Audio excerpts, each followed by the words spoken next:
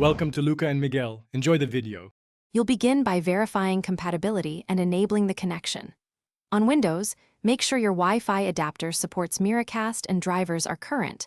On Mac OS, use AirPlay for compatible displays. Once done, enable Wi-Fi and set the TV or projector to its casting or screen share input. Then open the System Cast menu, Action Center on Windows, or the AirPlay icon on Mac OS. You want the device to appear in the list before you attempt to connect, so wait for Discovery to finish. After Discovery, select the target display and choose whether to duplicate your screen or extend the desktop. Duplication is simplest for presentations. Make sure you match resolution and scaling to the TV or projector to avoid blurry text. Change display settings in System Display.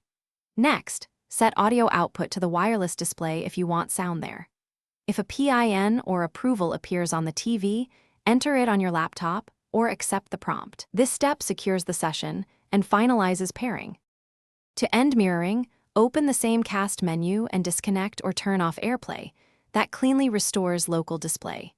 If you see lag, stutter, or disconnections, first try toggling the laptop Wi-Fi adapter off and on and reboot the TV or receiver. Once fixed, update network drivers and firmware. One key troubleshooting tip: if performance is poor, move both devices nearer the router or switch to a 5 GHz network. This reduces interference and often eliminates latency without changing. Thanks for watching and please subscribe. It's the best investment you'll ever make.